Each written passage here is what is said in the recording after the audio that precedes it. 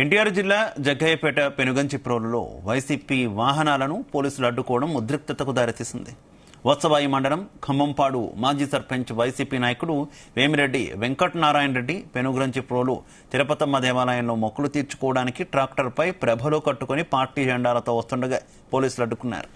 ఎలాంటి అనుమతులు లేకుండా డీజే వాహనం పాటలతో భక్తులకు ఇబ్బంది గురి చేస్తున్నారని, పట్టణంలో భక్తులు రద్దీగా ఆ మార్గంలో ఉండడంతో డీజే వాహనాన్ని డ్రైవర్ను అదుపులోకి తీసుకుని పోలీస్ స్టేషన్కు తరలించారు.